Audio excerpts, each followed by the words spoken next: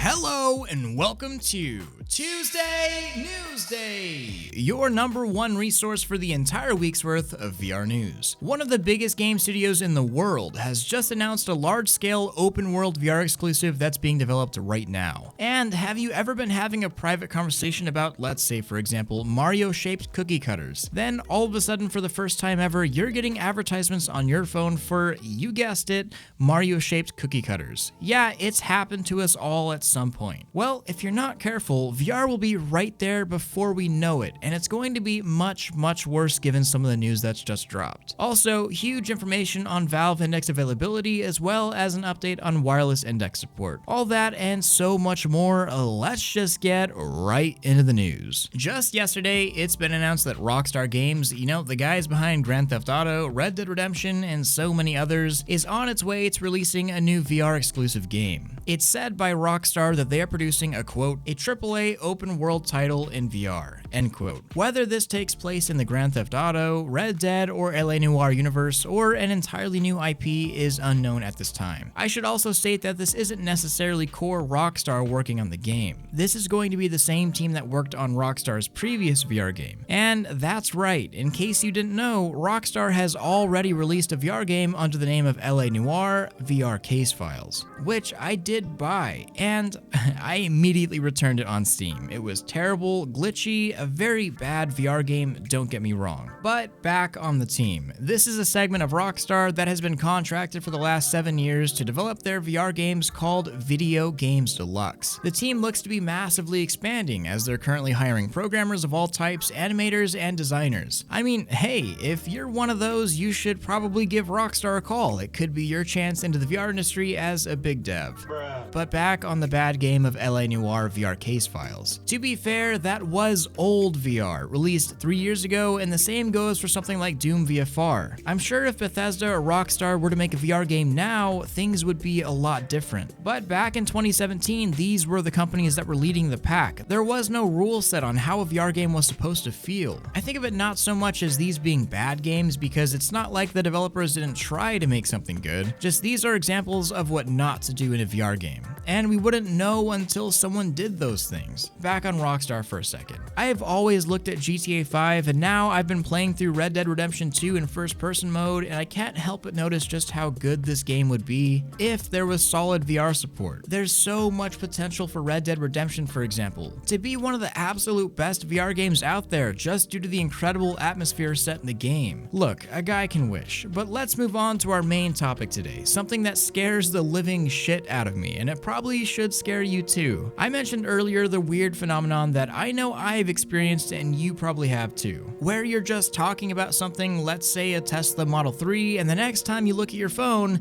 surprise, surprise, you're bombarded with Tesla advertisements. It almost feels like microphones and cameras on our phones and computers are always on, just listening for the next time that we say a little too much about our consumer interests. And there's a lot of anecdotal evidence online about that very topic, but companies like Facebook adamantly deny that we're being spied on per se. This is probably true, or at least somewhat true. Still scary and weird, but we're not in the clear yet. This segment is about VR advertisements. Multiple things in the past couple weeks have brought this up, but it needs to be talked about because it's gonna be a problem. Let's start with the first one. Just this past week, Sony patented an idea, the idea of advertisements within a VR headset. And here's the patent summary. Quote, one possibility as a new marketing technique associated with widespread use of HMDs would be to display additional content such as advertisements in a VR space or an AR space. Techniques for efficiently presenting such additional content in a VR space or AR space have yet to be sufficiently proposed. End quote. And here are a couple examples of what Sony's patented idea of advertisements within VR look like. You got a block advertisement and another overlay that takes about 30% of your headset's view. I mean, we pay so much money just to get a wider field of view headset, and now we may lose that field of view to advertisements.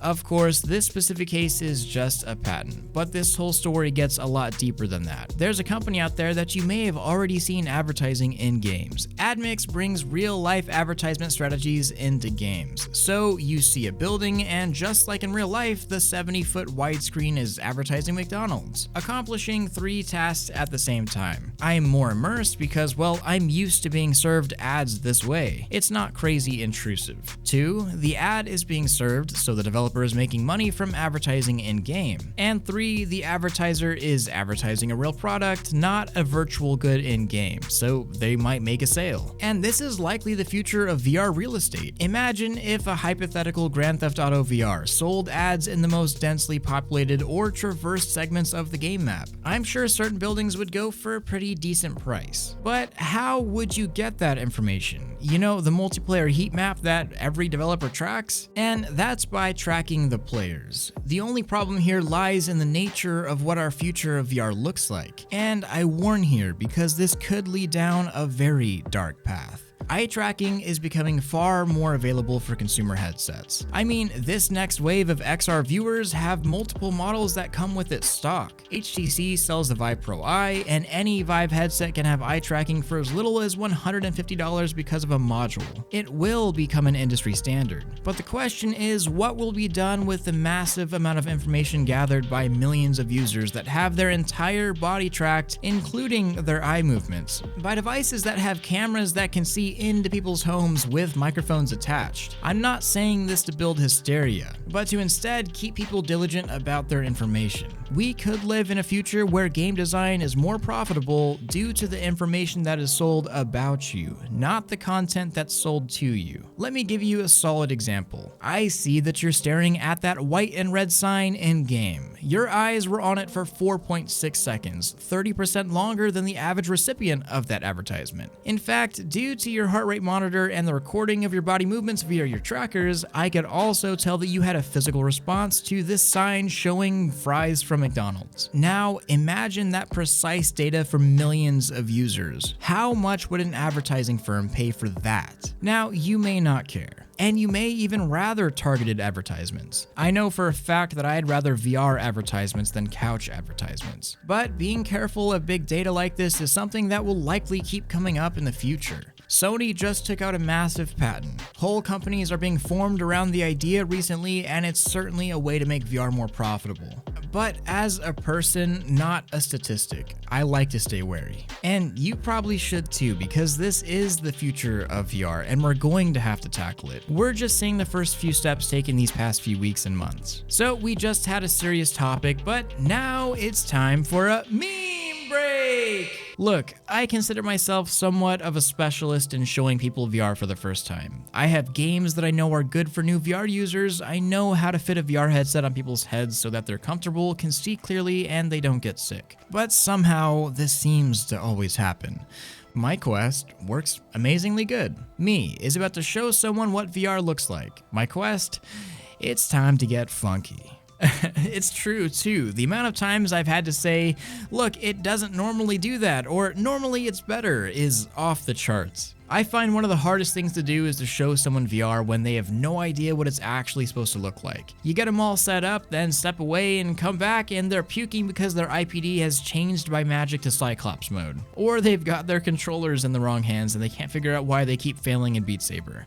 Look, it happens. But now, let's get right back to the news. If you've been trying to order a Valve Index since around November, it's been practically impossible to buy one on demand. With wait times of up to 13 to 14 weeks for some people, I know quite a few that are trying to buy an Index but just can't right now. Good news is that things are starting to look better. According to my Discord and Reddit and other news sites, a ton of people just got a notification by Valve saying that they could confirm and pay for their order. And the estimated time for headset-only orders has decreased from 8+ weeks to just 3 to 5 weeks. Still expect a long time for indexes right now, but that time does seem to be shortening for the first time in months. Now, talking about wireless and Index in particular, I want you to remember that Gabe Newell said this in 2017, after investing in a wireless chip manufacturer called Nitero, which later was acquired by AMD. Quote, "Wireless VR is a solved problem. End quote. Then at the Index launch, Gabe Newell mentioned multiple times that Valve was experimenting with several methods to do an untethered index. And in 2020, Valve recently had this to say, quote, "We're excited about the promise of wireless VR and are continuing to explore its possibilities." End quote. To me, as I've watched Valve over the years, it seems that the wireless adapter is very much so on Valve time. There's no rush to bring it to market as there's no real competitor to the Index and it's selling far faster than they can even manufacture. Valve knows that they can do wireless. What trade-offs we'll have to give up, whether that's resolution or dropping the 120 or 144 Hz refresh rate, I don't know. Maybe none.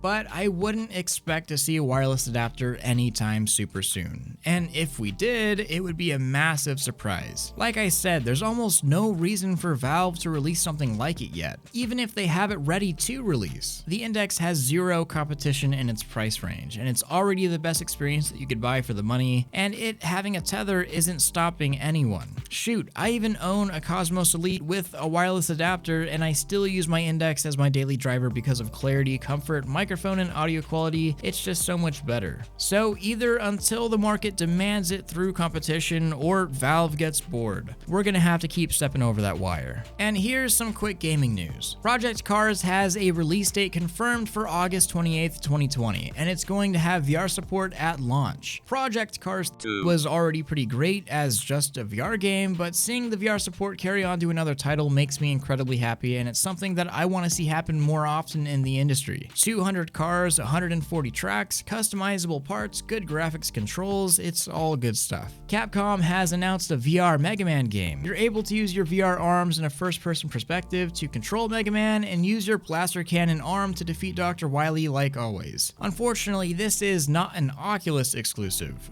but a Japan exclusive, only coming to what looks like arcades in Japan.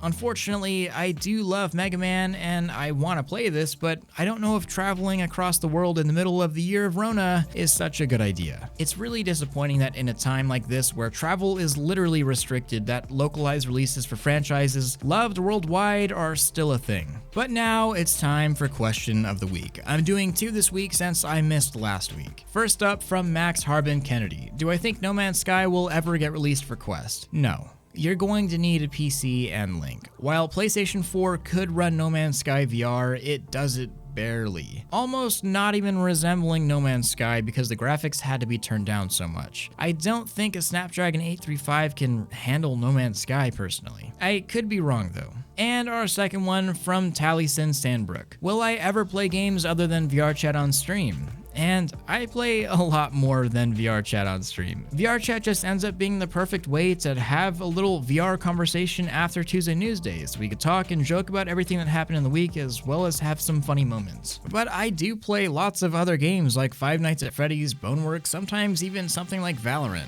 To be frank, a lot of VR games just aren't very good stream games, and it's not fun to watch. VR chat just happens to be a great stream game. Lots of variety that I could do in-game. I mean, I could actually play games in VR chat or just chat. Which brings me right into talking about the stream. I will be streaming today on Twitch, likely in VR chat, maybe some other game. There are a few things I had to skip over for Tuesday Newsday as we're already running pretty long, but believe me, you won't want to miss them, so come on over and we'll talk about them there. It's always a good time. And leave your question of the week below in the comment section. I may just answer yours next. And come in and join the best VR-centric Discord server on the planet. I'm not joking. It's right there. I want to thank all of my Patreon supporters, especially my Omegas like Jake, Very Evil Shadow, Snowman VR, Tristan, Fusion Oak, Benji, Studioform VR, and VR Balance. I couldn't be doing any of this without you. Don't forget to like this video if you loved it, subscribe if you want more of this, and hit that freaking bell if you just can't live without it. Much love, Thrill out.